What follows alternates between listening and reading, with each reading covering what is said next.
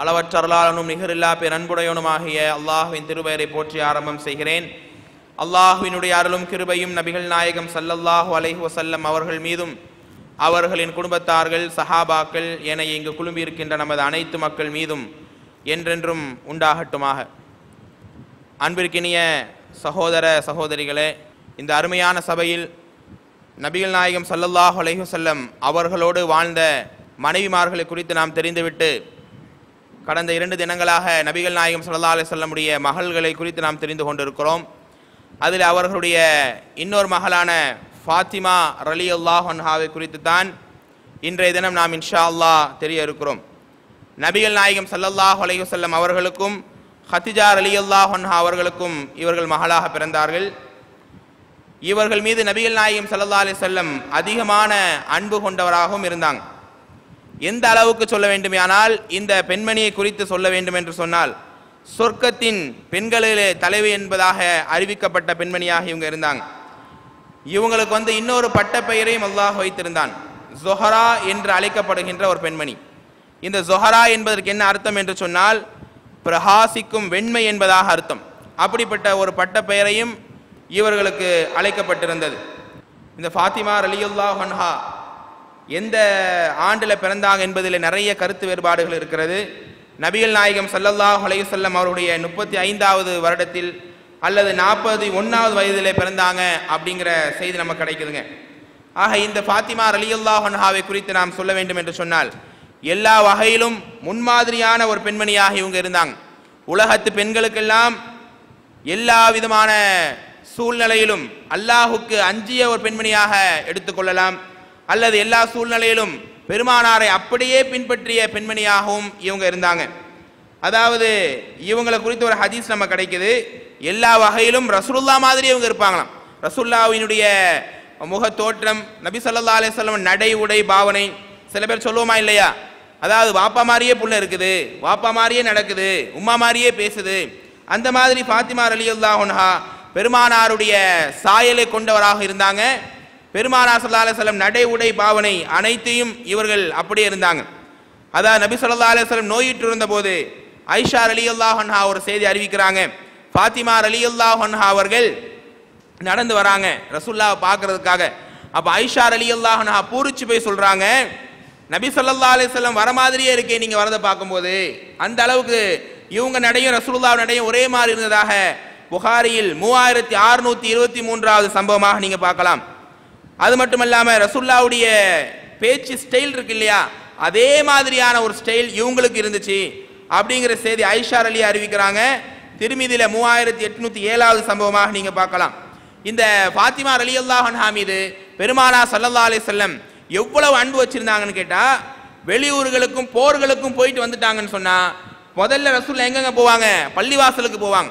பள்ளிவாசல்ல போய் 2 ரக்காத் தொழுது விட்டு அல்லாஹ்வுக்கு ஷுக்ர் செஞ்சு என்ன பண்ணுவாங்க, மனைவிமார்களுடைய வீட்டுக்கு போறதுக்கு முன்னாடி ஃபாத்திமா ரலியல்லாஹு அன்ஹா வீட்டுக்கு போய் தன் மகளை பார்த்து மகளை நலம் விசாரித்து விட்டு தான் மற்ற மனைவிமார்கள் வீட்டுக்கு ரசூலுல்லாஹ் போவாங்க. அந்த அளவுக்கு தன் மகள் மீது அதிகமான அன்பு கொண்டவங்களாக இவங்க இருந்தாங்க. ஏன்னா வரிசையாக தன்னுடைய மகள்களை இறந்த சம்பவத்தை ரொம்ப ரொம்ப துக்கமா இருந்த காரணத்தினால, அதாவது 4 மகள் இருந்தாங்க, ஒரு மகளை விட்டு இன்னொரு மகளாவே ரசூலுல்லாஹ் பார்த்தாங்க அப்படிங்கிற நோக்கத்தில் நம்ம இங்க எடுக்கக்கூடாது. ஏன்னா சில பேர் இருப்பாங்க, ஆண் பிள்ளையை ஒரு மாதிரி பார்க்கறது, பெண் பிள்ளையை ஒரு மாதிரி பார்க்கறது. இது ரசூலுல்லாஹ்வே தடுத்து இருக்கிறாங்க. உங்களுடைய பிள்ளைகள் மத்தியில் நீங்கள் நீதமாக நடந்து கொள்ளுங்கள். ஒருவருக்கு ஒரு விதமான பாவனை, இன்னொருக்கு இன்னொரு விதமான சவரஷ்ணை என்று சொன்னால் அது அல்லாஹ் ரப்பல் ஆலமீனே பொருந்தி கொள்ள மாட்டான். ஆக தன்னுடைய மகள்கள் இறந்து விட்ட காரணத்தை இவங்க ஒருத்தவங்க தான் இருக்கிறாங்க. அதனால இந்த மகள் மீது ரசூலுல்லாஹ் அதிகமான அன்பு காட்டினாங்க. அல் இஸ்திஆப் அப்படிங்கிற கிதாபில் 4வது பாகம் 1895வது பக்கத்துல இந்த சம்பவத்தை நீங்க பார்க்கலாம். எந்த அளவுக்குன்னு சொன்னா, ஃபாத்திமா ரலியல்லாஹு அன்ஹா ரசூலுல்லாஹ்வை பார்க்க வரும்போதெல்லாம் தன் மகளை வரவேற்று தன் மகளை முத்தமிட்டு ரசூல் என்ன பண்ணுவாங்களா, தான் பக்கத்துல அமர வச்சுக்குவாங்களாம். அந்த அளவுக்கு மிக மிக நெருக்கமான ஒரு பாச உணர்வை, தந்தை மகள் என்கிற ஒரு பாசத்தை இவங்களுடைய வாழ்க்கையில் நீங்க அடிப்படையாக பார்க்கலாம். திருமிதி என்கிற கிதாபில் 3807வது சம்பவமாக நீங்க இதை பார்க்கலாம். ஃபாத்திமா ரலியல்லாஹு அன்ஹா அவங்களும் தன் தந்தை மீது அளவு கடந்த பாசம், கணக்கே சொல்ல முடியாத அளவுக்கு அதிகமான பாசம் கொண்டவராக இவங்க இருந்திருக்கிறாங்க. ஆரம்ப கட்டத்திலே இவங்க இஸ்லாமிய மார்க்கத்தை ஏத்துக்கிட்டு பலவிதமான கஷ்டங்களை இவங்க சந்திச்சாங்க. இவங்க தன்னடைவிலே கஷ்டங்களை சந்திச்சதை விட தன்னுடைய தந்தை படுகின்ற கஷ்டங்களை பார்த்து தினந்தோறும் வேதனைப்பட்ட ஒரு பெண்மணியாக இவங்க இருந்தாங்க. இப்னு மஸ்ஊத் ரலியல்லாஹு அன்ஹு அவங்க அறிவிக்கிறாங்க, புகாரியில் 240வது செய்தியாகவும் முஸ்லிமில் 3670வது சம்பவமாக நீங்க பார்க்கலாம். என்ன அந்த செய்தின்னு சொன்னா, நம்ம நிறைய பயான்களை கேட்டிருப்போம். பெருமானார் ஸல்லல்லாஹு அலைஹி வஸல்லம் காபத்துல்லாவை சுற்றி தொழுது கொண்டு இருக்கும் பொழுது அபூ ஜஹல் என்ன பண்றான், இந்த முஹம்மதுக்கு ரொம்ப ரொம்ப அதிகமா தைரியம் வந்துருச்சு, காபத்துல்லாஹ்ல இருந்து தொழ ஆரம்பிச்சிட்டாரா அப்படின்னு சொல்லி என்ன பண்றாங்க, ஒட்டகத்தினுடைய குடலை கொண்டு வந்து ரசூலுல்லாஹ்வுடைய சஜிதா செய்யும்போது ரசூலுல்லாஹ்வுடைய முதுகுல போட்டான். போட்ட உடனே சாதாரணமா அந்த ஒட்டக குடல் வந்து ரொம்ப கனமாக இருக்கும், ரசூலுல்லாஹ்வால எழும்பவே முடியல, கடுமையான முறையில் அவங்க மூச்சு திணற லெவலுக்கு போயிருச்சு. இதை பார்த்து அபூ ஜஹல், உத்துபா, ஷைபா எல்லாம் கொஞ்சம் சிரிக்கிறாங்க.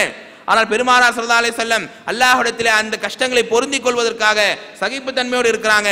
அந்த சபையில ஓடோடி வந்து ஃபாத்திமா ரலியல்லாஹு அன்ஹா அவங்க தான் அந்த ஒட்டகத்தினுடைய குடலை அப்புறப்படுத்தி விட்டு தன்னுடைய தந்தையை நல்ல ஒரு நிலைமைக்கு ரொம்ப, அதாவது அந்த சுமையை தாங்க முடியாம சிக்கி தவித்த பெருமானார் ஸல்லல்லாஹு அலைஹி வஸல்லம் அவங்கள என்ன பண்றாங்கன்னு சொன்னா, அந்த சமையை விட்டு அவன் அகற்றி அந்த மக்களை திட்டுறாங்க. பெருமானார் ஸல்லல்லாஹு அலைஹி வஸல்லம் எழுந்து நின்ற பின்னால் இந்த காரியத்தை செய்த மக்களை பார்த்து அல்லாஹ் அழிக்கட்டும், அவங்களுக்கு கேவலத்தை உண்டாக்குன்னு துவா செஞ்சாங்க.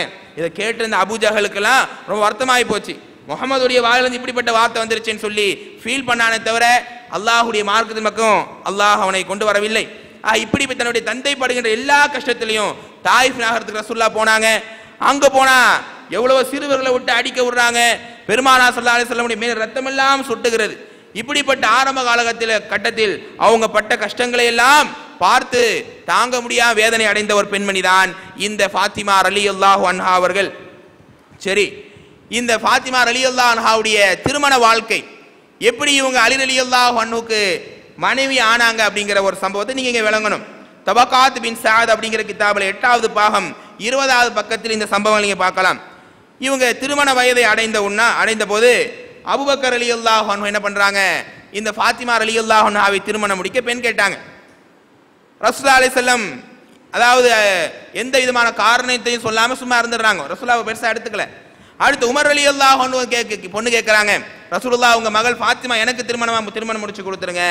ரசூலுல்லாஹ் அதையும் ஒரு பெரிய பொருட்டா எடுத்துக்கல. இப்படி அப்துர் ரஹ்மான் பின் அவுஃப் ரலியல்லாஹு அன்ஹு கேட்கறாங்க, பெரிய கோடீஸ்வரரா இருந்தவர். ரசூலுல்லாஹ் அதையும் அவங்க மனசுல ஒன்றும் தோணல. ஆனா அலி ரலியல்லாஹு அன்ஹு என்ன பண்றாங்க, ஃபாத்திமா ரலியல்லாஹு அன்ஹா திருமணம் முடிக்க கேட்கும்போது ரசூலுல்லாஹ்வுக்கு அவங்க மனசுல சரி சம்மதிக்கலாம், மற்ற சஹாபாக்களுக்கு சம்மதிக்க கூடாத நிலைப்பாடு இல்லை, அல்லாஹ்வுடைய நாட்டம். இவர் கேட்கும் போது தான் அல்லாஹ்வுடைய ரசூலுடைய உள்ளத்துல ஒரு பிரியம் நாட்டம் ஏற்பட்ட காரணத்தினால என்னங்க அலி ரலியல்லாஹு அன்ஹுவை தன்னுடைய மகளுக்கு கொடுக்க, தன்னுடைய மகளை திருமணம் முடித்து வைக்க ரசூலுல்லாஹ் முடிவு செஞ்சாங்க.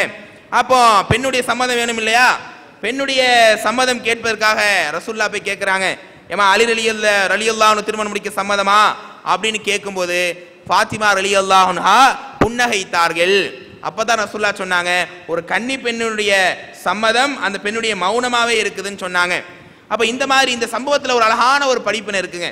இன்னைக்கு மக்களை தேர்ந்தெடுக்கும் போது அடிப்படை என்ன பார்க்கறாங்க, பணத்தை பார்க்கறாங்க. முதல் விஷயம் பணம், ரெண்டாவது விஷயம் அழகை பார்க்கறாங்க, மூணாவது குலப்பெருமையை பார்க்கறாங்க. அல்லாஹ்வுடைய ரசூல் எதை முன்னுரிமைப்படுத்த சொன்னாங்களோ அப்படிப்பட்ட இஸ்லாமையும் அப்படிப்பட்ட மார்க்கத்தையும் அப்படிப்பட்ட எல்லா விதமான உணர்வையும் தூர போட்டுறாங்க. ஆரம்பத்திலேயாவது ஃபார்மாலிட்டிக்கு குர்ஆன் ஓத தெரியுமான்னு கேட்பாங்க. இப்போ இன்றைக்கு அது கூட கிடையாது. நல்ல சொத்துக்கார மாப்பிள்ளையா இருக்கானா, அவன் குடிகாரனோ புகைப்பிடிக்கிறவனோ கெட்ட குணம் கொண்டவனோ எதையுமே பார்க்கறது இல்லை. ஆனால் அல்லாஹ்வுடைய ரசூல் பார்க்குறேன், தன்னுடைய மகளுக்கு பெரிய பெரிய கோடீஸ்வரர்லாம் வராரு. அப்துர் ரஹ்மான் பின் அவுஃப் அலி பொண்ணு கேட்குறாங்க, உமர் அலி கேட்குறாங்க, அபூபக்கர் ரலியல்லாஹு கேட்குறாங்க. ஆனால் அந்த நேரத்திலே விளைச்சல் நிலங்களுக்கு நீர் பாய்த்து கொண்டு எளிமையான ஒரு வாழ்க்கையை வாழ்ந்த அலி ரலியல்லாஹு அன்ஹு அவர்களுக்கு தன் மகளை திருமணம் முடிச்சு கொடுத்தாங்க. ஒரே காரணம், அல்லாஹ்வுடைய அச்சம் இருக்கா அப்படின்றத பார்த்தாங்க. அந்த மாதிரியான ஒரு மன தேர்வு நம்முடைய வாழ்க்கையில் நடக்கும்போது அல்லாஹ் ரப்பல் ஆலமீன் அந்த தம்பதிகளுக்குள்ளாக சந்தோஷத்தையும் மகிழ்வையும் அல்லாஹ் ஏற்படுத்துகின்றான். ஹிஜ்ரி 2வது ஆண்டில் ரமலானுடைய மாதத்தில் ஃபாத்திமா ரலியல்லாஹு அன்ஹா அவங்களுக்கும் அலி ரலியல்லாஹு அன்ஹு அவங்களுக்கும் திருமணம் ஆச்சு. அப்படிங்கிறத அவுனுல் மஹ்பூத் அப்படிங்கிற கிதாபில் 6வது பாகம் 1114வது பக்கத்தில் நீங்கள் பார்க்கலாம். அது மட்டும் இல்லாம இந்த அலி ரலியல்லாஹு அன்ஹு தன்னுடைய மனைவிக்கு மஹரா எதை கொடுத்தாங்கன்னு கேட்கும்போது, மஹரா என்ன பண்ணி கொடுக்குற ரசூலுல்லாஹ் கேட்குறாங்க. ஒண்ணுமே இல்லையா ரசூலுல்லாஹ் என்கிட்டன்னு சொல்றாங்க. இல்லப்பா மஹரா தான் கொடுத்து தான் ஆகணும்னு சொன்ன பின்னால தன்னை பத்ருடைய போர்க்களம், பத்ரு போர் முடிஞ்சு அப்பதான் கொஞ்ச நாள் ஆகுது. பத்ரு போர்க்களம் முடிந்து தன்னிடத்துல ஒரு கவச ஆடை அவங்கள்ட்ட இருந்துச்சு. உடனே அந்த ஆடையை விற்று என்ன பண்றாங்க, அதையே தன்னுடைய மனைவிக்கு மஹரா கொடுத்தாங்க அப்படிங்கிற செய்தியை தபகாத் பின் சாத் அப்படிங்கிற கிதாபில் 8வது பாகம் 3322வது பக்கத்தில் இந்த செய்தியை நீங்க பார்க்கலாம். ஃபாத்திமா ரலியல்லாஹு அன்ஹு அவங்க திருமணம் முடிக்கும் போது அவங்களுக்கு வயது 15, அலி ரலியல்லாஹு அன்ஹு அவர்களுக்கு வயது 21 என்பதாக ஆதாரப்பூர்வமான செய்தி நீங்க பார்க்கலாம்.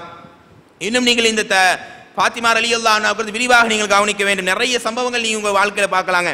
நம்மெல்லாம் இவங்க வாழ்க்கையை குறித்து சின்ன சின்ன சம்பவங்கள் அங்கங்க தெரிஞ்சு வச்சிருக்கோமே தவிர ஒரு கோர்வையா நம்ம நிறைய பேர் தெரியாம இருக்கிறோம். இவங்க குறித்து நிறைய சம்பவங்களை தேடும் போதுதான் இவர்களுக்கு இருக்கக்கூடிய சிறப்புகளையும் இவர்கள் சம்பந்தமாக அறிவிக்கப்பட்ட ஹதீஸ்களையும் நிறைய நம்ம பார்க்க முடியுதுங்க. இவங்களுக்கும் ஃபாத்திமா ரலியல்லாஹு அன்ஹா அவங்களுக்கும் அலி ரலியல்லாஹு அன்ஹுக்கும் பிறந்த குழந்தைகள் எத்தனைங்க? நம்ம நிறைய பேருக்கு, முக்காவாசி பேருக்கு மேல 2 குழந்தை நினைச்சிருப்போம். ஹசன் ஹுசைன் ரலியல்லாஹு அன்ஹுமா இவங்க 2 பேர் தான் குழந்தை நினைச்சிட்டு இருப்போம். இல்ல, இவங்க 2 பேருக்கும் அல்லாஹ் 6 குழந்தையை கொடுத்தாங்க. எத்தனை குழந்தை? 6 குழந்தை. அது நமக்கு தெரிஞ்ச மாதிரி ஹசன் ஹுசைன் ரலியல்லாஹு அன்ஹுமா, 3வது முஹ்சின் அப்படிங்கிற ஒரு ஆண் குழந்தை, 3 ஆண் குழந்தை அல்லாஹ் கொடுத்தான். அது மட்டும் இல்லாம 3 பெண் குழந்தை அல்லாஹ் கொடுத்தான். 3 ஆணு 3 பெண்ணு. அதுல 3 பெண்ணுடைய பேர் என்ன? தங்களுடைய அக்காமார்களான பேரையே வச்சாங்க. ஜைனப் அப்படிங்கிற ஒரு பேரு, ருக்கையாங்கிற பேரு, உம்மு குல்சும் அப்படிங்கிற பேர். அப்ப 3 ஆண் மகனும் 3 பெண் மக்களும் அவங்களுக்கு இருந்தாங்க. இதுல பாத்தீங்கன்னு சொன்னா இந்த முஹ்சின் அப்படிங்கிற மகனும் ருக்கையா என்கிற அந்த பெண் குழந்தையும் சிறு வயதிலேயே இறந்து போயிட்டதுனால இவங்க 2 பேர் பத்தி எந்த டீட்டெயில்ஸும் வரலாற்றுல இல்லை. அப்ப இந்த மாதிரி உம்மு குல்சும் அப்படிங்கிற மகளை பிற்காலத்துல உமர் ரலியல்லாஹு அன்ஹு முடிச்சாங்களாம். அலி ரலியல்லாஹு அன்ஹுடைய மகளான உம்மு குல்சும உமர் ரலியல்லாஹு அன்ஹு முடிச்சாங்கன்ற செய்தியை புகாரியில் 2881வது செய்தியாக நீங்க பார்க்கலாம். அடுத்து அலி ரலியல்லாஹு அன்ஹுவினுடைய இன்னொரு மகளான ஜைனப் ரலியல்லாஹு அன்ஹா அவங்கள, யாரு ஜைனப் ரலியல்லாஹு அன்ஹுங்கிறது அலி ரலியல்லாஹு அன்ஹுடைய மகள், அவங்கள ஜாஃபர் பின் அபி தாலிப் அவங்க திருமணம் முடிச்சாங்க அப்படிங்கிற செய்தியும் நீங்க வரலாற்றில் பதிவு செய்யப்பட்டிருக்கிறது. அப்ப திருமணத்தின் போது தன் மகளுக்கு ஏதாவது கொடுக்கணும் அப்படின்னு சொல்லி பெருமானார் ஸல்லல்லாஹு அலைஹி வஸல்லம் அவர்கள் ஒரு கனமான ஒரு போர்வையை கொடுத்தாங்க, ஒரு தோல் பையை கொடுத்தாங்க. அந்த அது மட்டும் இல்லாம இத்துக்கீர் அப்படிங்கிற புல் நிறைக்கப்பட்ட ஒரு துணி, அதுல புல் நிறைக்கப்பட்ட ஒரு தலையணை செஞ்சு கொடுத்தாங்க அப்படிங்கிற ஒரு செய்தியை அஹ்மத் என்கிற கிதாபில் 608வது சம்பவமாக நீங்க பார்க்கலாம். அப்போ இந்த ஹதீஸ் சொல்லிட்டு தான் என்ன பண்றாங்க, பெண்ணுக்கு என்ன பண்ணணுமா, சீர்சனத்தை எல்லாம் செய்யணுமா. ரசூல் தான் மகளுக்கு செஞ்சாங்களா இல்லையா? தன் மகளுக்கு ஒரு தோல் பையை கொடுத்துருக்குறாங்க, ஒரு தலையணையை கொடுத்துருக்குறாங்க, ஒரு கடினமான ஒரு போர்வையை கொடுத்துருக்குறாங்க. இப்படி எல்லாம் என்னங்க தன்னுடைய மகளுக்கு கொடுத்ததுனால நீங்க பெண் வீட்டார்கிட்ட கேட்டு வாங்குங்க, இப்படி நியாயப்படுத்தி பேசுகின்ற மக்களை பார்த்துருக்கிறோம். நபி ஸல்லல்லாஹு அலைஹி வஸல்லம் தன்னுடைய மகள் சிரமப்பட்டு தனிமையாக வாழ போகிறாரே, அலி ரலியல்லாஹு அன்ஹு அவங்களோட வாழ்றதுனால சந்தோஷம் அவங்களுக்கு ஏற்படணும், தானா மனமா விரும்பி அதை கொடுக்குறாங்களே தவிர வற்புறுத்தி கட்டாயமாக இதை ரசூலுல்லாஹ் அவங்க என்ன பண்ணல, கேட்கல. அலி ரலியல்லாஹு அன்ஹு அந்த மாதிரி தன்னுடைய மனைவிடமிருந்து அல்லாஹ் ரப்பல் ஆலமீன் எதையும் வாங்க சொல்லவில்லை. ஆத்து நிசா சதுகாத்திஹின நிஹலா, உங்களுடைய மனைவிக்கு நீங்க ஒரு பொறுக்குவியலை கொடுங்க அப்படின்னு அல்லாஹ் ரப்பல் ஆலமீன் சொல்லி காட்டுறான். அந்த அடிப்படையில பெருமானார் தன்னுடைய மகளுக்கு இப்படிப்பட்ட பொருள்களை எல்லாம் திருமணத்தினுடைய நேரத்தில் வழங்கினாங்க. அது மட்டும் இல்லாம ஃபாத்திமா ரலியல்லாஹு அன்ஹாவுடைய வரலாறுல முக்கியமான ஒரு சம்பவம், இந்த புகாரி அப்படிங்கிற கிதாபில் 311வது செய்தியாக, முஸ்லிமில் 5273வது சம்பவமாக இந்த 2 சம்பவத்தையும் பார்க்கலாம். 2 ஹதீஸ் கிதாபையும் நீங்க பார்க்கலாம். என்னன்னு சொன்னா, இவங்க கணவரோ நிலங்களுக்கு நீர் பாய்ச்சி கடுமையான கஷ்டப்பட்டு சம்பாதிக்கிறாரு. இவங்க ஃபாத்திமா ரலியல்லாஹு அன்ஹா என்ன பண்றாங்க, மாவு திருகை மாவு இருக்கு பார்த்தீங்களா, திருகையில போட்டு மாவு அரைச்சி அந்த வேலையை பார்த்துக்கிட்டு அவங்க வீட்டில் இருக்கிறாங்க. இதனால என்ன ஆகுது, அவங்களுக்கு கடுமையான நெஞ்சு வலி, கடுமையான முறையில் அவங்களுக்கு இதனால உடல் வலி ஏற்பட்டு போய் என்ன பண்றாங்கன்னு சொன்னா, ஐஷா ரலியல்லாஹு அன்ஹாவை பார்க்க வராங்க. ரசூலுல்லாஹ் வீட்டில் இருப்பாங்கன்னு சொல்லி ஐஷா ரலியல்லாஹு அன்ஹா வீடு பார்க்கும்போது ரசூலுல்லாஹ் அங்கே வீட்டில் இல்லை. அப்போ என்ன காரணம்னு சொல்லி வந்தாங்கன்றத சொல்லாமையே ஃபாத்திமா ரலியல்லாஹு அன்ஹா போயிட்டாங்க. அப்போ ரசூலுல்லாஹி அலைஹி வஸல்லம் அன்று இரவே போறாங்க. என்னைக்குங்க, இது மாதிரி உங்க மகள் ஃபாத்திமா இப்பதான் வந்துட்டு போறாங்க யார் ரசூலுல்லாஹ்ன உடனே தன்னுடைய மகள் வீட்டுக்கு போறாங்க.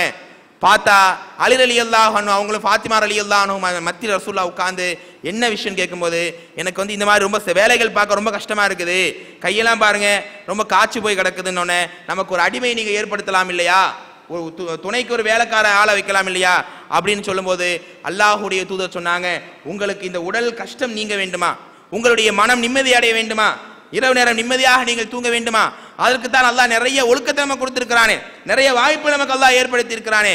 என்ன யார் ரசூலுல்லாஹ் கேட்கும்போது, இரவு நேரம் நீங்கள் தூங்கும்போது சுப்ஹானல்லாஹ், அல்ஹம்துலில்லாஹ், அல்லாஹு அக்பர் இந்த திக்ருகளையும் தஸ்பீஹாத்துகளையும் ஓதி நீங்கள் மேனியில் தடவி தூங்கினால் காலையில் நீங்கள் எழும்போது அல்லாஹ் உங்களுடைய உடலை அப்படியே ஆரோக்கியப்படுத்தி விடுகின்றான். உங்கள் உடலுடைய வலிகளை எல்லாம் அல்லாஹ் லேசாக்கி விடுகின்றான். என் அருமை மகளே, என் அருமை மருமகனே, நீ இதை செய்யலாமா இல்லையா என்று சொல்லிக் கொடுத்து இதை தினந்தோறும் நீங்கள் செய்து வாருங்கள் என்று தன்னுடைய மகளுக்கும் மருமகனுக்கும் செஞ்சாங்க. இப்படிப்பட்ட வழிமுறையை சொல்லி கொடுத்தாங்க. அப்போ அன்றைக்கு பெரிய ஒரு அரசனாக பெரிய அளவுக்கு, அதாவது இன்னைக்கு ஜனாதிபதி பிஎம் மாதிரி பார்க்குற அளவுக்கு ரசூல்லா அன்னைக்கு ஊர்ல மதிக்கப்படுற ஒரு நபராக இருந்தாங்க. ரசூல்லா சொன்னாங்கன்னா எது வேணாலும் கிடைக்கும். ஆனா தன்னுடைய மகள் சிரமப்படுறாங்க, கஷ்டப்படுறாங்க அப்படின்னு நிலைப்பாட்டில் ஒரு வேலைக்கு ஒரு ஆளை கொடுக்கறத கூட ரசூலுல்லாஹ் என்ன பண்ணாங்க, பெரிய ஒரு பாரதூரமான விஷயமாக, இதனால் மறுமையினுடைய நன்மை குறைஞ்சிருமோன்னு பார்த்தாங்க. இந்த திக்ருகளையும் தஸ்பீஹாத்துகளையும் செஞ்சா நமக்கு நிச்சயமாக மன அமைதி கிடைக்கும், உடல் வலியெல்லாம் போயிடும் அவங்க நினைச்சாங்க. அதே மாதிரி அவங்களுக்கு உடல் வலியெல்லாம் அல்லாஹ் இந்த திக்ரு மூலமாக நீக்கினான். இப்போ நம்மால் என்ன பண்றாங்க, நல்ல கடையில் ஃபுல்லாக வேலையை பார்த்துட்டு நைட்டு அசதியில் போய் அப்படியே தூங்கிடுறது. நைட்டு செய்ய வேண்டிய ஒழுங்குகள், படுக்கை அறையிலே பேண வேண்டிய திக்ருகளை எல்லாம் கொஞ்சம் கூட செய்யறதில்லை. அல்லாஹ் ரப்பல் ஆலமீன் 39வது அத்தியாயம் 42வது ஆயத்தில் சொல்றானா இல்லையா, அல்லாஹு யதவஃபல் அன்ஃபுஸு ஹீன மௌத்திஹா, ஒவ்வொரு மனிதனும் இரவு உறங்கும் போது அவனுடைய உயிரை நாம் கைப்பற்றி விடுகின்றோம். யாருடைய உயிர் முடிஞ்சிருச்சு, அவனுடைய டைம் க்ளோஸ்ன்னு அல்லாஹ் நினைக்கிறானோ அவன் உயிரை தாமசமே அல்லாஹ் வச்சுக்கிறான். யார் இன்னும் வாழ வேண்டும் என்ற நிலைப்பாடு இருக்குமோ அவங்க உயிர் அல்லாஹ் மீண்டும் அவங்க கையிலே கொடுக்குறான் இரவு நேரத்தில். அப்ப இரவு நேரம் என்பது நமக்கு நிச்சயமில்லாத ஒரு நேரம், காலையில் விழிப்பது என்பது. அதனால தான் துவா கேட்கும், அல்லாஹுமே பிஸ்மிக அமூத்து ஆகிய, மரணிக்க போறேன்னு துவா கேட்கிறோம். காலை எழுமுன உடனே மீண்டும் எனக்கு உயிர் கொடுத்த அல்லாஹ் உனக்கே எல்லா புகழும் சொல்றோம். இப்போ இந்த மாதிரி நமக்கு எல்லா, அதாவது இன்னைக்கு உடம்பு வலி, கை வலி, கால் வலி, வேலையினால அசதிகள், இந்த மாதிரியான ஒழுக்கத்தை நம்ம பேணினால் எவ்வளவு பெரிய மன ரிலாக்ஸ், ஒரு மன அமைதி அல்லாஹ் தருகிறான். அப்படிப்பட்ட ஒரு சிறப்பான ஒரு நிலையை தந்த ஒரு தாய் இந்த ஃபாத்திமா ரலியல்லாஹு அன்ஹா அவர்கள். ஒரு முறை பாருங்களேன், தன்னுடைய கணவனோடு இவங்களுக்கு நிறைய ஒரு பிரச்சனைகள் சில நேரத்தில் நடந்து இருக்குது. ஒரு முறை ஃபாத்திமா ரலியல்லாஹு அன்ஹா ரசூலுல்லாஹ் போறாங்க. போய் பார்க்கும்போது அலி ரலியல்லாஹு அன்ஹு அங்கே இல்லை, இவங்க மட்டும் கோச்சிட்டு அங்கே உட்காந்துருக்குறாங்க வீட்டில். எங்கம்மா அலின்னு உடனே வாக்குவாதம் செஞ்சுட்டு இப்போ தான் போனாரு, அதாவது சண்டை போட்டு இப்போ தான் போனாரு அப்படிங்கிறாங்க. நேராக ரசூலுல்லாஹ் தேடுறாங்க, எங்கப்பா அலி ரலியல்லாஹு அன்ஹு தேடி அங்கே பார்க்கும்போது பள்ளிவாசலில் அவங்க என்ன பண்ணுறாங்க, பள்ளிவாசல் புழுதி அடைந்த ஒரு இடத்துல படுத்து கிடக்குறாங்க. ரசூலுல்லாஹ் கிட்ட போய் என்ன பண்றாங்க, அவங்களுடைய புழுதியெல்லாம் தூசியம் தட்டி விட்டுட்டு, மண்ணின் தந்தையே, உடம்பெல்லாம் மண்ணா கிடக்குது, மனைவிட்ட கோச்சிட்டு எங்க பண்ணிட்டாரு, பள்ளியில போய் படுத்து கிடக்கிறார். அவரை போய் ரசூலுல்லாஹ் தட்டி எழுப்பி அவங்களுடைய கவலை எல்லாம் என்னன்னு சொல்லி பேசி தன்னுடைய மகளுக்கும் அறிவுரை சொல்றாங்க, தன் மருமகனும். ஏன்னா யாரு, அலி ரலியல்லாஹு அன்ஹு ரசூலுல்லாஹ் ஒரு மருமகன் மட்டும் கிடையாது, அவங்க பெரிய வாப்பாவினுடைய மகனாக இருந்தனால ரசூலுல்லாஹ் சின்ன வயசுல இருந்து அலி ரலியல்லாஹு அன்ஹு வளர்க்குறாங்க. அப்போ அந்த அளவுக்கு அலி ரலியல்லாஹு அன்ஹு ரொம்ப க்ளோஸாக ரசூலுல்லாஹ் இருக்கிறாங்க. அதனால அலி ரலியல்லாஹு அன்ஹுக்கு அட்வைஸ் கொடுத்துட்டு, இந்த மாதிரி நீங்க செய்யக்கூடாது, விட்டு கொடுத்து வாழணும், பேலன்ஸான வாழ்க்கை உங்களுக்குள்ள இருக்கணும் அப்படின்னு என்ன பண்றாங்க, தன்னுடைய மகள் மருமகனுடைய வாழ்க்கையில் நடந்த பிரச்சனையை ரசூலுல்லாஹ் தீர்த்து வச்சாங்கன்ற செய்தியை சஹல் பின் சஅத் ரலியல்லாஹு அன்ஹு அறிவிக்கிறாங்க. புகாரியில் 441வது செய்தியாக, முஸ்லிமில் 4784வது செய்தியாக இந்த செய்தியை பதிவு செய்யப்பட்டிருக்கிறார்கள். அடுத்து என்ன ஆகுதுன்னு சொன்னா, அலி ரலியல்லாஹு அன்ஹு அவங்களுடைய விஷயத்துல ஒரு சின்ன ஒரு பிரச்சனை ஏற்படுது. ஃபாத்திமா ரலியல்லாஹு அன்ஹாவோட வாழ்ந்துகிட்டு இருக்கும்போதே அபு ஜஹலுடைய மகளை திருமணம் பேச சில முடிவுகள் எடுக்கப்படுது. அபு ஜஹலுடைய மகளை முடிக்க வேண்டி அலி ரலியல்லாஹு அன்ஹு வந்து பெண் கேட்குறாங்க. யாரு, அபு ஜஹல் ஃபேமிலி. அப்ப இவங்களும் என்ன பண்றாங்க, சரி முடிச்சுக்கிட்டா நல்லா தானே இருக்கும், திருமணம் முடிச்சுக்கலாமே, என்ன தவறு இருக்கு அதுல அப்படின்னு அபு ஜஹலுடைய மகளை முடிக்க கொஞ்சம் மனசு நினைக்குது. யாருக்கு, அலி ரலியல்லாஹு அன்ஹு அவங்களுக்கு. இதை கேள்விப்பட்ட உடனே தன்னுடைய அந்த மருமகனை கூப்பிட்டு கேட்குறாங்க, அல்லாஹ்வுடைய விரோதியும் அல்லாஹ்வுடைய ரசூலுடைய மகளும் ஒரே நபரிடத்தில் வாழ்வதா, அது எப்படி சாத்தியமாகும்? அதாவது அந்த பெண்ணை திருமணம் முடிக்கிறது பிரச்சனை கிடையாது, அந்த பெண்மணி இஸ்லாம் ஆயிட்டாங்க, முடிச்சுக்கலாம். ஆனால் அல்லாஹ்வுடைய ரசூல் வாழ்ந்து கொண்டிருக்கக்கூடிய மகளிடத்தில் இந்த அல்லாஹ்வுடைய எதிரியான மகள் எப்படி வாழ முடியும்? அல்லாஹ் அதை ஏற்றுக்கொள்ள மாட்டானே அப்படின்னு என்ன பண்றாங்க? அதை எச்சரிக்கிறாங்க. இன்ன ஃபாத்திமத்து பிலாஅத்து மின்னி, இந்த ஃபாத்திமா இருக்கிறாரே என்னுடைய சதை துண்டு என்பதாக சொன்னார்கள். இந்த ஃபாத்திமாவை யார் நோவினைப்படுத்துவாரோ அவர் என்னை நோவினைப்படுத்தி விட்டார். இந்த ஃபாத்திமாவுடைய மனதை யார் கஷ்டப்படுத்தி விட்டாரோ என்னை கஷ்டப்படுத்தி விட்டார் அப்படின்னு சொன்னாங்க பெருமானார் ஸல்லல்லாஹு அலைஹி வஸல்லம் அவர்கள். அபூ ஜஹல் வேண்டுமானால், அதாவது இந்த அலி ரலியல்லாஹு வேண்டுமானால் அபூ ஜஹலுடைய மகளை திருமணம் முடிச்சுக்கிட்டோம், ஃபாத்திமா ரலியல்லாஹு அன்ஹாவை தலாக் விட்டு முடிச்சுக்கிட்டோம், தவறுன்னு சொல்ல வரல. ஒரே நேரத்தில் ரெண்டு பேருடைய மகளும் ஒரே ஆள்கிட்ட வாழ்வது என்பதுதான் தடை என்று நான் சொன்னேன் என்று சொன்ன மாத்திரத்திலேயே இந்த மேட்ரு விபரீதமா போகுதுன்னு சொல்லி அந்த அபூ ஜஹலுடைய மகளை முடிக்கிற விஷயத்தை அவங்க தூர விட்டாங்க, தள்ளி போட்டாங்க. அந்த அளவுக்கு இந்த சம்பவம் எதுக்கு இங்க சொல்றோம்னா, என்னுடைய சதை துண்டு, தன்னை கோபப்படுத்தியவன் எந்த அளவுக்கு ஃபாத்திமா ரலியை கோபப்படுத்தியவன் என்ன கோபப்படுத்தினவாறு இந்த சொல்றாங்க. இந்த செய்தியை புகாரில் நிறைய பக்கங்கள் நீங்கள் பார்க்கலாம். 3110 பார்க்கலாம், 3729வது செய்தியா பார்க்கலாம், 5230வது செய்தியாக நீங்க பார்க்கலாம். அந்த அளவுக்கு கணவன் மனைவி வாழ்க்கையில பிரச்சனைகள் இருக்குங்க. ஆனா அதை சரி செய்வதற்காக பெருமானார் எடுக்கின்ற நடவடிக்கையை பாருங்க. அல்லாஹ்வுடைய ஆயத்துக்களை கொண்டு பெருமானாருடைய நடைமுறைகளை கொண்டு ஒருவன் வாழ ஆரம்பித்து விட்டால் குடும்ப வாழ்க்கையில் நிச்சயமாக பிரச்சனையே இருக்காது. அப்படிப்பட்ட ஒரு அழகான ஒரு பெண்மணியாக இவங்க இருந்தாங்க. இந்த ஃபாத்திமா ரலியல்லாஹு அன்ஹா எந்த அளவுக்கு தக்வா உள்ள பெண்மணியாக இருந்தாங்கன்னு சொன்னா, ஒரு முறை பாருங்களேன், பெருமானார் ஸல்லல்லாஹு அலைஹி வஸல்லம் இவங்க வீட்டுக்கு வராங்க. ஏமா மகளே, ஏதாவது சாப்பிட உணவு இருக்குதா? இல்லை யார் ரசூலுல்லாஹ், பாருங்க உங்க பேரன்களே பசியாத்தான் உட்கார்ந்துருக்குறாங்க. சரி அப்படின்னு ரசூலுல்லாஹ் அவங்க மனைவி வீட்டுக்கு போயிடுறாங்க. திடீரென்று ஃபாத்திமா ரலியல்லாஹு அன்ஹா வீட்டுக்கு பக்கத்தில் இருக்கக்கூடிய அம்மா என்ன பண்றாங்க, கொஞ்சம் ஒரு நபர் சாப்பிட்ற சாப்பாடை கொண்டு வந்து கொடுக்குறாங்க. உடனே தன்னுடைய பிள்ளைகிட்ட சொல்றாங்க, எப்பா போய் ரசூலுல்லாஹ் கூப்பிட்டு வாங்க, தாத்தாவை கூப்பிட்டு வாங்க அப்படிங்கிறாங்க. ரசூலுல்லாஹ் வராங்க, ரசூல் ஸல்லல்லாஹு அலைஹி வஸல்லம் உட்கார்ந்துருக்கிறாங்க, அலி ரலியல்லாஹு அன்ஹு உட்கார்ந்துருக்கிறாங்க, ஹசன் ஹுசைன் ரலியல்லாஹு அன்ஹுமா உட்கார்ந்துருக்கிறாங்க. எல்லாருக்கும் அந்த உணவு பரிமாறப்பட்டு கொண்டே இருக்கிறது. எல்லாரும் வயிறு ஃபுல்லாக சாப்பிட்டாச்சு. ரசூலுல்லாஹ் சாப்பிட்டு முடிச்சு கேட்குறாங்க, என் அருமை மகள் ஃபாத்திமாவே, நான் முன்பு வந்தேன், எந்த சாப்பாடுமே இல்லைன்னு சொன்னீங்க, ஆனால் இன்றைக்கு வயிறு நிறைய சாப்பிட்ற அளவுக்கு சாப்பாடு பரிமாறப்பட்டு இருக்கிறது, என்ன காரணம் சொன்ன உடனே, நீங்கள் சென்ற பின்னால் என்னுடைய அண்டை வீட்டுக்கார பெண்மணி ஒரு நபருக்கான உணவை தந்தால் யார சொல்லலாம், அதைத்தான் நான் இங்கே பரிமாறேன். எப்படி ஒரு நபருக்கான உணவு இங்கே பரிமாறப்பட்டது எல்லாருக்குமே? அப்போ அந்த ஃபாத்திமா ரலியல்லாஹு அன்ஹா சொன்னாங்க, இது என்னுடைய இறைவன் எனக்கு ஏற்படுத்திய அருள் அப்படின்னு சொன்னாங்க. உடனே ரசூலுல்லாஹ் அந்த ஃபாத்திமா ரலியல்லாஹு அன்ஹாவுக்காக துஆ செஞ்சாங்களா? எப்படி தெரியுமா? எந்த மரியமுக்கு அல்லாஹ் ரப்பல் ஆலமீன் ரிஸ்க் அளித்தானோ அதே அல்லாஹ் தான் ஃபாத்திமாவை உனக்கும் இங்கு ரிஸ்கிலே உணவிலே பரக்கத்தை அல்லாஹ் ஏற்படுத்தி இருக்கிறான். உடனே ஒரு ஆயத்தை ஓதி காண்பித்தார்கள், வமை யத்தகுல்லாஹ் யஜஅல் லஹு மக்ரஜா, அல்லாஹ்வை யார் அஞ்சி அல்லாஹ்வுக்காக தங்களுடைய எல்லா காரியங்களையும் ஒப்படைத்து விடுகிறார்களோ, வ யர்ஸுகுஹு மின் ஹைஸு லா யஹ்தஸிப், அவர்கள் நாடாத விதத்திலே அறியாத விதத்தில் நாம் அவங்களுக்கு ரிஸ்கையும் அன்பளிப்புகளையும் கொடுப்போம்.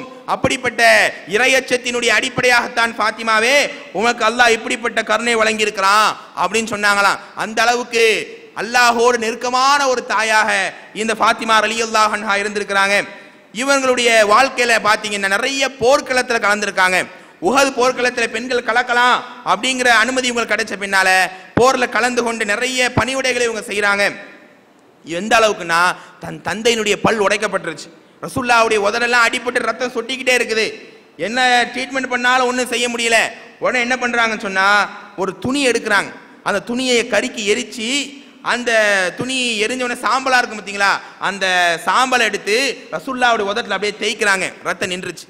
இன்னைக்கு பாக்குறீங்க பல கிராமங்களில் பல ஊர்ல ரத்த காயம் ஏற்பட்டுச்சுன்னு சொன்னா என்ன பண்ணுவாங்க, சாம்பலை தேய்ப்பாங்க, அல்லது வேற ஏதாவது ஒரு சாம்பல் மாதிரியான ஒரு பொருளை தேய்ப்பாங்க, ரத்தம் அப்படியே ஸ்டாப் ஆயிரும். அப்ப வரலாற்று ஆசிரியர்கள் சொல்றாங்க, இவங்க தான் முதலா இந்த ட்ரீட்மெண்ட்டை செஞ்சாங்க அப்படிங்கிற செய்தி நீங்க பார்க்கலாம். அது மட்டும் இல்லாம ஆயிஷா ரலியல்லாஹு அன்ஹா, ஃபாத்திமா ரலியல்லாஹு அன்ஹா, இவங்க ரெண்டு பேருக்கும் உண்டான ஒரு அந்யோன்யம், தன்னுடைய கணவனுடைய மகள் அப்படிங்கிற ஒரு பாரபட்சம் இல்லாம, ஏன்னா ரெண்டு பேருமே கொஞ்சம் சின்ன வயது பெண்மணி என்பதனால மார்க்க விஷயத்தில் நிறைய பரிமாற்றங்கள், அல்லாஹ்வை பயப்படுற விஷயத்துல போட்டி போட்டுக்கொண்டு ரெண்டு பேரும் வாழ்ந்தாங்க அப்படிங்கிறதுக்கு நிறைய சம்பவங்கள் நீங்க பார்க்கலாம்.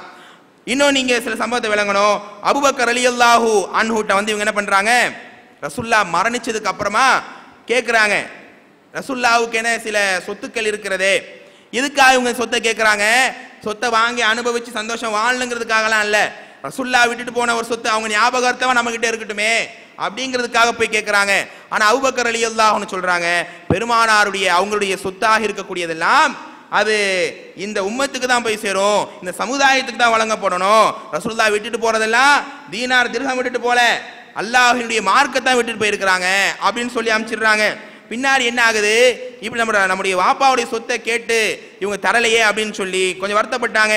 பின்னாடி அபூபக்கர் ரலியல்லாஹு அன்ஹு அவங்க நோயிட்டு இருக்கும்போது ஃபாத்திமா ரலியல்லாஹு அன்ஹா போய் கேட்டாங்க, போய் மன்னிப்பு கேட்டாங்க அப்படிங்கிற ஒரு செய்தியை ஆயிஷா அலி அறிவிக்க 3093வது சம்பவமாக நீங்க பார்க்கலாம். அப்ப அது மட்டும் இல்லாம இந்த ஃபாத்திமா ரலியல்லாஹு அன்ஹாவுடைய வாழ்க்கையில நபி ஸல்லல்லாஹு அலைஹி வஸல்லம் ரொம்ப ரொம்ப கண்டிப்பான முறையில் அவங்க இருந்திருக்கிறாங்க. எந்த சூழ்நிலை தன் மகள் என்பதற்காக அதிகமான ஒரு சொகுசையும் அதிகமான உரிமை ரசூலுல்லாஹ் கொடுத்ததே கிடையாது. உங்களுக்கெல்லாம் ஒரு சம்பவம் தெரியுமே, நபிகள் நாயகம் ஸல்லல்லாஹு அலைஹி வஸல்லம் காலத்திலே மக்சூமியா என்கிற குலத்தை சார்ந்த ஒரு பெண்மணி, ஃபாத்திமா என்று அழைக்கப்படுகின்ற ஒரு பெண்மணி திருடி விட்டாள். ரசூலுல்லாஹ் கிட்ட போய் உசாமா அலி அனுப்புறாங்க, எங்க உயர்ந்த குலம்பா, அந்த பெண்மணி கை வெட்டப்பட்டாச்சுன்னா நாங்கள் பேரெல்லாம் கெட்டு போயிடும், கொஞ்சம் ரசூலுல்லாஹ்ட்ட நீ பேசி விடு அப்படின்னு சொன்னாங்க. அப்ப இவங்க போய் ரசூலுல்லாஹ்ட்ட பேச்ச ஆரம்பிக்கிறாங்க. ரசூலுல்லாஹ் கோவப்படுறாங்க, அல்லாஹ்வுடைய தீர்ப்பிலா உசாமாவை நீ மூக்கை நுழைக்கிறாய், உலவு சரக்கத் ஃபாத்திமா பின்த் முஹம்மத், இந்த பெண்மணி அல்ல என்னுடைய மகளான ஃபாத்திமா திருடி இருந்தாலும் ல சரக்கத்து எதஹா, அவளுடைய ல கதாத் எதஹா, அவருடைய கையையும் நான் வெட்டி இருப்பேன் அப்படின்னு என்ன பண்றாங்க பெருமானார் சொல்றாங்கன்னு சொன்னா, எந்த அடிப்படையில் தன்னுடைய மகள் தவறை செய்ய மாட்டாங்க, தவறு வாடை உள்ளே வந்தாலும் கூட தடுத்து இருக்கிறாங்க. அதுக்கு ஒரு சம்பவத்தை உதாரணமா பாருங்க. அலி ரலியல்லாஹு அன்ஹு அவங்க வாங்கி தந்த ஒரு காசு மாலை, தங்க மாலையை அணிவிச்சு என்ன பண்றாங்க, ரசூலுல்லாஹ்வை பார்க்க வராங்க, தன் கணவர் வாங்கி கொடுத்திருக்கிறாரு அப்படின்னு காட்டுறதுக்காக. ரசூலுல்லாஹ் உடனே சொல்றாங்க, நரகத்தின் நெருப்பின் ஒரு துண்டையா ஃபாத்திமானை அணிந்து கொண்டு வருகிறாய், உடனடியாக மக்கள் எல்லாம் உன்னை பார்த்து ஆடம்பர விரும்பி என்று சொல்ல வேண்டும் என்று நீ ஆசைப்படுகிறாயா என்று கேட்ட பின்னால் அந்த சபையிலேயே அந்த தங்க மாலையை தூக்கி எறிந்தார் ஃபாத்திமா ரலியல்லாஹு அன்ஹா அப்படிங்கிற ஒரு செய்தியை நீங்க பார்க்கலாம். அந்த மாதிரி ஃபாத்திமா ரலியல்லாஹு அன்ஹா அவர்கள் அல்லாஹ்வும் ரசூலும் ஒன்றை தடுத்து விட்டால் எந்த வகையிலும் அவங்க மாற்று கருத்து கொள்ளவே மாட்டாங்க. அல்லாஹ்வுடைய ரசூல் எப்படி எளிமையான வாழ்க்கையை வாழ்ந்தாங்களோ அதே அளவுக்கு இவங்களும் எளிமையான வாழ்க்கை வாழ்ந்தாங்க. சாப்பாடு கஷ்டமா இருந்தாலும், இருக்கிற இடம் கஷ்டமா இருந்தாலும், போர்ல கலந்த அர்ப்பணிப்பு குணமாக இருந்தாலும், எல்லா வகையிலும் அல்லாஹுக்காக தங்களை அர்ப்பணித்த தாயாக இவங்க இருந்தாங்க. ஒரு முறை ஹசன் ஹுசைன் ரலியல்லாஹு அன்ஹுமா 2 பேரும் அழுகுறாங்க. அல்லாஹ்வுடைய ரசூல் என்ன சொல்றாங்கன்னா, யா அல்லாஹ் அஹ்லுல் பைத், என்னுடைய வீட்டு பிள்ளைகள் அழுகுது, யா அல்லாஹ் இந்த பிள்ளைகள் ரஹ்மத் செய் ரஹ்மானே என்று துவா செஞ்சாங்க. அந்த அளவுக்கு எப்பவுமே தன்னுடைய ஃபாத்திமா ரலியல்லாஹு அன்ஹா குடும்பத்தின் மீது ரசூலுல்லாஹ் ஒரு பேரன்பு கொண்டவங்களா இருந்தாங்க. காரணம் அந்த தாயினுடைய ஈமானும் தக்வாவும் தான். அன்பிற்கினியவர்களே, அடுத்து இவங்களுடைய வாழ்க்கையில இன்னொரு சம்பவத்தை நீங்க பார்க்கலாம். நபிகள் நாயகம் ஸல்லல்லாஹு அலைஹி வஸல்லம் அதிகமான அளவு கடந்த அன்பு இவங்க வச்சிருந்தாங்க. அதனால ரசூலுல்லாஹ்வுடைய சக்கராத்து நிலைமை, ஆயிஷா ரலியல்லாஹு அன்ஹா வீட்டுக்கு சம்பவம் கேட்டு ஓடி வராங்க. ரசூலுல்லாஹ்வினுடைய அந்த நிலைமையை பார்த்த பின்னால் ஃபாத்திமா ரலியல்லாஹு அன்ஹா அவர்கள் கண் கலங்கி போய் விட்டார்கள். என் தந்தைக்கு வந்த நிலைமையே, என் தந்தை இவ்வளவு சிரமப்படுகிறாரே, என் தந்தை இவ்வளவு சிரமப்பட்டு நான் பார்த்ததில்லையே, இவ்வளவு வேதனைப்படுகிறாரே. அல்லாஹ் ரசூல் சொன்னாங்க, மக்களே உங்களில் இருவர்கள் அனுபவிக்கின்ற சக்கராத்துடைய நிலையை, தண்டனையை நான் வேதனை அனுபவித்துக் கொண்டிருக்கிறேன். தன் அருமை மகள் ஃபாத்திமா அழுவதை பார்த்து அருகிலே அழைத்தார்கள், என் அருமை மகளே, என் சதை துண்டே, என் ஈரக்குலையே, இந்த நாளுக்கு பின்னால் உன்னுடைய தந்தைக்கு எந்த கஷ்டமும் இல்லை, நீங்கள் வருத்தப்படாதீர்கள், அழ வேண்டாம் என்று அவங்க சொன்னாங்களா. அடுத்து அவங்க அழுக நிப்பாட்டவே இல்லை. ரசூலுல்லாஹ் சொன்னாங்களா, நீங்க அழுகாதீங்க, எனக்கு பின்னால் என் குடும்பத்தில் முதலாக மரணிக்கின்ற பெண்மணியாக நீங்கள் தான் இருப்பீர்கள். ரசூலுல்லாஹ் செய்த முன் அறிவிப்பு. ஆயிஷா அலி அறிவிக்க புகாரில் 3624வது சம்பவமாக நீங்கள் பார்க்கலாம். ரசூலுல்லாஹ்வை எல்லாம் அடக்கம் செய்து விட்ட பின்னால ஆயிஷா ரலியல்லாஹு அன்ஹா கேட்டாங்களா, என்ன ரசூல் ஸல்லல்லாஹு அலைஹி வஸல்லம் உங்கள்கிட்ட ஒரு செய்தியை சொன்னாங்க, நீங்க அழுதீங்க, இன்னொரு செய்தியை சொன்னா நீங்க சந்தோஷப்பட்டீங்க. ரசூலுல்லாஹ்வுடைய நிலைமையை பார்த்து நான் அழுதுகிட்டு இருந்தேன். ரசூலுல்லாஹ் நான் மரணிக்க போகிறேன், என் மரணத்தினுடைய வேதனை தான் இது என்று சொன்னார்கள். நான் தாங்கிக் கொள்ள முடியாத அளவுக்கு அழுதேன்.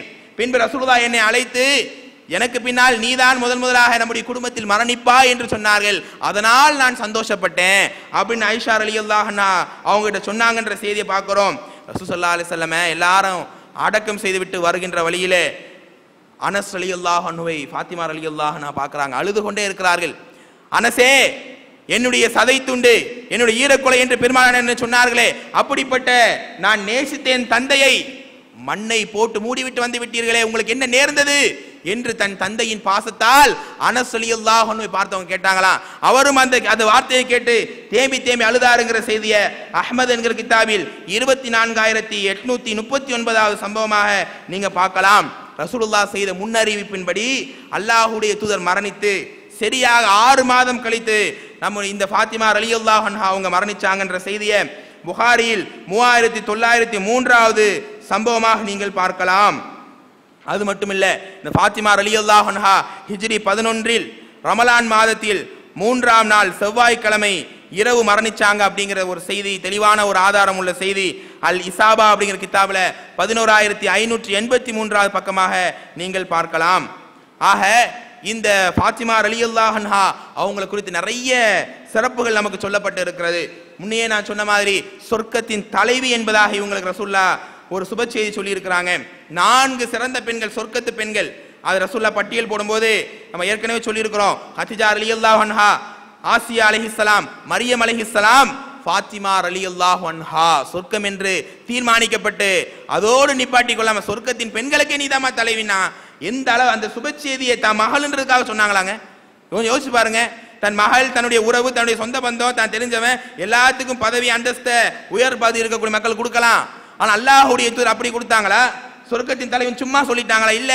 ஒரு டைம் ரசூலுல்லாஹி ஸல்லல்லாஹு அலைஹி வஸல்லம் என்ன பண்றாங்க, எல்லா மக்களையும் உறவுகளை அழைக்கிறாங்க, சொந்த பந்தங்களை அழைக்கிறாங்க, மனைவி மக்கள் அழைக்கிறாங்க.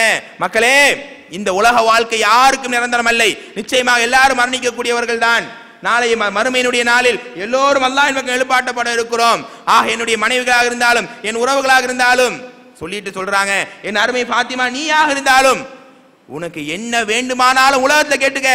நாளை மறுமையினுடைய நாளில் நீ என் மகள் என்பதற்காக, நீ என் மனைவி என்பதற்காக நான் ஒன்றையும் செய்துவிட முடியாது. ஒவ்வொரு மனிதனும் தன்னுடைய வாழ்க்கையில் எப்படி அவர்கள் வாழ்க்கையை கழித்தார்கள், சுய வாழ்க்கையை பார்த்துத்தான் அல்லாஹ் சொர்க்கம் நரகத்தை வழங்குகின்றான். யாருடைய மகள், இவருடைய மகன் என்பதற்காக எதையும் நீ கேட்டு விடாதே என்று தன் மகளை பார்த்து சொன்னாங்கன்னா, அப்படிப்பட்ட மகளுடைய ஒவ்வொரு எண்ணங்களையும், தக்குவாவையும், செயல்பாடுகளையும், ஈமானிய தரத்தையும் வைத்து அல்லாஹ்வுடைய தூதர் 4 சிறந்த பெண்களில் ஒருவராக இவருடைய பெயரும் இடம்பெற்றுச்சுன்னு சொன்னா இவங்க வாழ்க்கை சாதாரணமாக இருக்குமா? இடம்பெற்றது மட்டுமல்லாம சொர்க்கத்தின் தலைவி என்று அல்லாஹ் உடைய ரசூல் சொன்னாங்கன்னா எவ்வளவு பெரிய அர்ப்பணிப்பான வாழ்க்கையை இவங்களுக்கு அல்லாஹ் கொடுத்திருப்பான். அப்படிப்பட்ட ஃபாத்திமான்னு சொல்லி ஏராளமான பெண்கள் பேர் நீங்க வச்சுக்கிறாங்க. வெறும் பேரளவில் ஃபாத்திமாவாக இல்லாமல் இந்த தாயை போன்ற அர்ப்பணிப்பு உணவு, தாயை போன்ற ஒரு ஈமானும் தக்குவாவும் நம்முடைய பெண்களுக்கு வர வேண்டும். இன்னும் சில சம்பவங்களை கேளுங்க. பெருமானார் ஸல்லல்லாஹு அலைஹி வஸல்லமோட கிறிஸ்துவர்கள் யானுக்கு கூப்பிட்டாங்க. அதாவது சாபம் அழைத்தல், சாபமிட்டு அழைத்துக் கொள்ளுதல். நான் நல்லவனா இருந்தா அல்லாஹ்வுடைய சாபம் என் மேல இறங்காது, நீ நல்லவனா இருந்தா உன் மேல இறங்காது, கெட்டவன் மீது தான் இறங்கும் அப்படின்ற சாப அழைப்புக்கு கூப்பிடும்போது அல்லாஹ்வுடைய ரசூல் என்ன பண்றாங்க, அல்லாஹ் அனுமதி கொடுத்தா அவங்க கூப்பிடுங்க, பகிரங்கமா நீங்க சாப அழைப்பு விடுங்க. நான் பொய்யனா இருந்தா என் மேல சாபம் உண்டாகட்டும், நீ பொய்யனா இருந்தா உன் மேல சாபம் உண்டாகட்டும் சொல்ற ஒரு அழைப்பு. அப்ப இந்த சம்பவத்துக்கு பின்னால் ரசூலுல்லாஹி ஸல்லல்லாஹு அலைஹி வஸல்லம் அவங்க அலி, ஃபாத்திமா, ஹசன், ஹுசைன் ரலியல்லாஹு அன்ஹும் இந்த எல்லாரையும் வச்சுட்டு சொல்றாங்க, யா அல்லாஹ் இவங்க என்னுடைய குடும்பத்தார்கள், இவங்க மீது நான் பாசம் வைத்திருக்கிறேன் யா ரசூலல்லாஹ், யா அல்லாஹ் அப்படின்னு அல்லாஹ்வுடைய தூதர் என்ன பண்றாங்க, வருத்தப்பட்டாங்க. அப்படிங்கிற செய்தியை அஹ்மத் என்கிற கிதாபில் 1522வது சம்பவமாக, திருமதியில் 2925வது சம்பவமாக நீங்க பார்க்கலாம். ஏன் தன் குடும்பம், அதாவது தான் தவறு செய்யல, நல்லவங்க தான் இருந்தாலும் தன் குடும்பத்தை கூட்டிட்டு வந்து அவங்க மேல சாபம் உண்டாகட்டும் நம்ம எப்படி சொல்ல முடியும்? அந்த வார்த்தையை சொல்லக்கூட ரசூலுல்லாஹி ஸல்லல்லாஹு அலைஹி வஸல்லம் அவங்க வாய் தவறியதை நீங்கள் இங்கே பார்க்கலாம். ஒரு நாளையில பாருங்க, ரசூலுல்லாஹ் காலையில ஒரு கருப்பு போர்வையை போர்த்தி கொண்டு வராங்க. வரும்போது என்ன பண்றாங்க, ஹசன் ரலியல்லாஹு அன்ஹு வராங்க, அவரையும் ரசூலுல்லாஹ் தன்னை போர்வையில வச்சுக்கிறாங்க. இந்த பக்கம் ஹுசைன் வராரு, அவரையும் வச்சுக்கிறாங்க. அடுத்து அலி ரலியல்லாஹு அன்ஹு வராங்க, அவரையும் போர்வைக்குள்ள ரசூலுல்லாஹ் போத்திக்கிறாங்க. இந்த பக்கம் ஃபாத்திமா ரலியல்லாஹு அன்ஹா வராங்க, அவங்களையும் போத்திக்கிட்டாங்க. யா அல்லாஹ் இவர்கள் என்னுடைய குடும்பம், யா அல்லாஹ் என்னுடைய சதை துண்டு என்று அவர்களுக்காக துவா செஞ்சாங்க. இவருடைய எல்லா கஷ்டத்தையும் அகற்றி தூய்மைப்படுத்துவாயாக அப்படின்னு துவா செஞ்சாங்க. அப்படிங்கிற செய்தியை முஸ்லிமில் 4807வது சம்பவமாக நீங்க பார்க்கலாம். அது மட்டுமல்ல, ரசூலுல்லாஹ் இந்த ஹசன் ஹுசைன் ரலியல்லாஹு அன்ஹுமா மேல ரொம்ப பாசம் வச்சிருப்பாங்க. ஒரு ரசூலுல்லாஹ் என்ன பண்றாங்கன்னா, ஃபாத்திமா ரலியல்லாஹு அன்ஹா வீட்டுல உடைய வாசல்ல போய் உட்கார்ந்துக்கிட்டு, எங்க அந்த பொடி பசங்க, ஹசன் ஹுசைன் ரலியல்லாஹு கேட்குறாங்க, எங்க அந்த பொடி பசங்க அப்படின்ன உடனே அது 2 பேரும் ஓடி ரசூலுல்லாஹ்வை கட்டி பிடிக்கும் போது அல்லாஹ்வுடைய ரசூல் அந்த பிள்ளைகளை முத்தமிட்டு விட்டு சொன்னாங்க, யா அல்லாஹ் இந்த மக்களை நான் நேசிக்கிறேன், இந்த மக்களை நேசிப்பவர்களை நீயும் நேசி யா அல்லாஹ் அப்படின்னு துவா செஞ்சாங்க. என் மகளை நான் நேசிக்கிறேன் யா அல்லாஹ், என் மருமகளை நான் நேசிக்கிறேன். தன்னுடைய அந்த பெண் குடும்பத்தை பார்த்து ரசூலுல்லாஹ் செஞ்ச ஒரு துவாவாக இதை நீங்க பார்க்கலாம். அபூ ஹுரைரா ரலியல்லாஹு அன்ஹு அறிவிக்கிறாங்க, புகாரியில் 2122வது சம்பவமாக இதை நீங்கள் பார்க்கலாம். ஆக ஃபாத்திமா ரலியல்லாஹு அன்ஹாவை குறித்து வரலாற்று புத்தகங்கள் காதியானிகள் ஷியாக்கள் போன்றவர்கள் தப்பும் தவறுமாக எழுதி வச்சிருக்கிறாங்க. அலி ரலியல்லாஹு அன்ஹுடைய மனைவி, அதாவது தன்னுடைய நபி என்று அவங்க பாவிக்கிற காரணத்தினால அவங்க மனைவிங்கிற பேர்னால நிறைய ஃபித்னாக்களையும் நிறைய அவங்கள ரொம்ப ரொம்ப உயர்த்தி பேசிய பொய்யான கட்டுக்கதைகள் நிறைய இருக்கிறது. இந்த சொல்லப்பட்ட சம்பவங்கள் அனைத்தும் வரலாற்றிலே சஹீஹான முறையில் இடம்பெற்ற ஆதாரப்பூர்வமான சம்பவங்கள். ஆக ஃபாத்திமா ரலியல்லாஹு அன்ஹா அவங்களுடைய வாழ்க்கையில நாம் இன்றைக்கு பெற்ற ஒரு அழகான படிப்பு என்ன தெரியுமாங்க? தன்னுடைய தந்தையின் மீது உண்டான ஒரு பாசம், தன் மகள் மீது உண்டான ஒரு பாசம். ஒரு மகள் என்பதற்காக ரசூலுல்லாஹ் இப்படி தன் மகளை நேசிக்கல, தன் தந்தை என்பதற்காக ரசூலுல்லாஹ் இவங்க நேசிக்கல, அல்லாஹ்வுடைய ரசூல் என்பதற்காக தன் தந்தையை நேசிச்சாங்க. அல்லாஹ்வுக்கு அர்ப்பணித்து இந்த பெண்மணி வாழ்கிறாளே என்பதற்காக நேசிச்சாங்களே தவிர மகள் என்பதற்காகவோ தந்தை என்பதற்காகவோ இவங்களுடைய நேசிப்பு இல்லை. அல்லாஹ்வுடைய ஒரு ஆயத்து இருக்கா இல்லையா? குல் இன் குந்தும் துஹிப்பூனல்லாஹ ஃபத்தபிஊனி, அல்லாஹ்வுடைய அன்பு பாசம் நேசம் உங்களுக்கு கிடைக்க வேண்டுமானால் ரசூலை நீங்க பின்பற்றுங்க. யுஹிப்புக்குமுல்லாஹ், அல்லாஹ் உங்களை நேசிப்பான். அப்படி அல்லாஹ்வுடைய நேசத்திற்காக, அல்லாஹ்வுடைய பிரியத்துக்காக, அல்லாஹ்வுடைய அரவணைப்புக்காக தான் ஃபாத்திமா ரலியல்லாஹு வாழ்ந்தாங்க. தன்னுடைய தந்தையினுடைய தாவாவில் அவங்க பட்ட கஷ்டத்துல வேதனைப்பட்டு வருத்தப்பட்டு தந்தையினுடைய நலனுக்காக அவங்க வாழ்ந்தாங்கன்னா இந்த அன்பு பாசம் வெறும் குடும்ப உறவுக்காக ஏற்பட்ட பாசம் அல்ல, அல்லாஹ்வுக்காக ஏற்பட்ட பாசம். அந்த மாதிரி நம்முடைய மனைவி அல்லாஹ்வுக்காக நேசிக்க ஆரம்பிக்கணும், நம்முடைய தாய் அல்லாஹ்வுக்காக நேசிக்க ஆரம்பிக்கணும், நம்முடைய பிள்ளை அல்லாஹ்வுக்காக நேசிக்க ஆரம்பிக்கணும். எப்படி நேசிப்பு? வெறும் நான் நேசிக்கிறேன்னு சொல்லிட்டு உட்கார்றதல்ல, அல்லாஹ் ரசூல் காட்டிய அடிப்படையில் தங்களுடைய குடும்பத்தை வாழ வைக்கிறோம் பாருங்க. அல்லாஹ்வுடைய ரசூலுடைய நடைமுறையை பின்பற்ற வைக்கிறோம் பாருங்க நம்முடைய மனைவி கிட்ட, நம்முடைய பிள்ளை கிட்ட. அப்பதான் தன் குடும்பத்தை உண்மையாகவே அல்லாஹ்வுக்காக நேசிக்கிறோம், உண்மையான இரத்தபந்த உறவுக்காக நேசிப்பது அல்லாது என்பதாக நீங்க இங்க பார்க்கலாம். அப்படிப்பட்ட அல்லாஹ்வுக்காக நம்முடைய குடும்பத்தை நேசிக்கின்ற ஒரு அழகான படிப்பினை இந்த தாயின் வரலாற்றில் நாம் பெறுகிறோம். அப்படிப்பட்ட இவங்களை போன்ற தக்வா, இவர்களை போன்ற ஒரு ஈமான் சொர்க்கத்தின் தலைவி என்ற சுப செய்தி கூறப்பட்டுச்சுன்னா அந்த அளவுக்கு அல்லாஹ்வுக்காக இவங்க வாழ்ந்தாங்க. அப்படிப்பட்ட ஒரு அர்ப்பணிப்பையும் அல்லாஹ்வுக்காக நம் குடும்பத்தை நேசிக்கின்ற ஒரு தருணத்தையும் பாக்கியத்தையும் நம் அனைத்து மக்களுக்கும் அல்லாஹ் வழங்குவானாக. வாஹிர் தாவானா அல்ஹம்துலில்லாஹி ரப்பில் ஆலமீன். அஸ்ஸலாமு அலைக்கும்